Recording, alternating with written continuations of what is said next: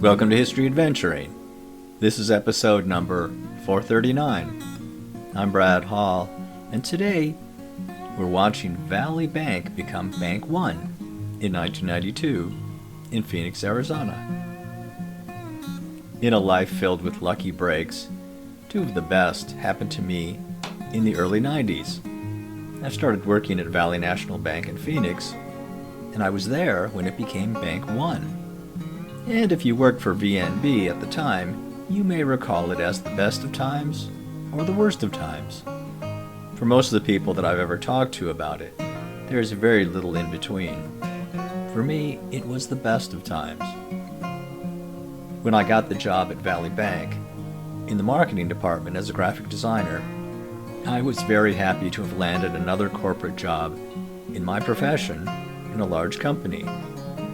My last job had been at Blue Cross of California in Los Angeles, and I had developed a taste for the corporate life. And all I saw at VNB was that: offices, shiny windows, break rooms, 401ks, paid vacations. What I didn't realize at the time was that I had just come aboard a sinking ship.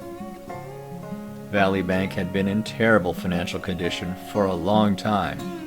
Some of the old-timers told me what was happening, and my favorite quote about the situation was, "If Valley Bank goes out of business, everyone will have to leave Arizona, and the last one turns out the light." And the truth was that Valley Bank was so tied into the economy of Arizona that if it keeled over, it would do tremendous damage to Arizona.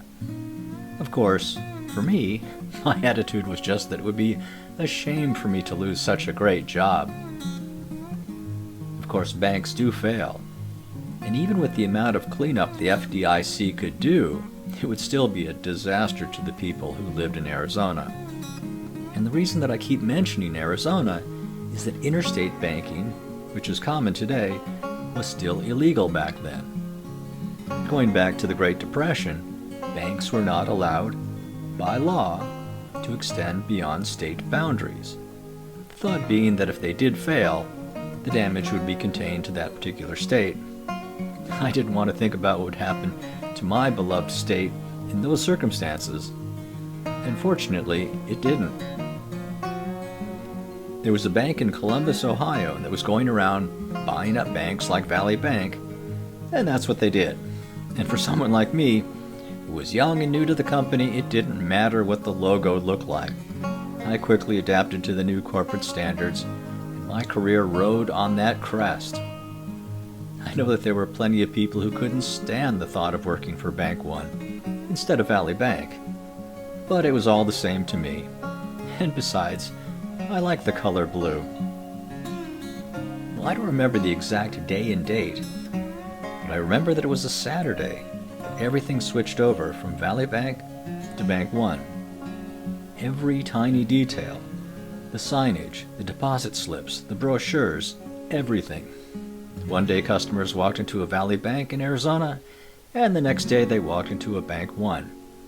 Our department worked very hard, and yes, there were bonuses for our hard work. It was the best of times.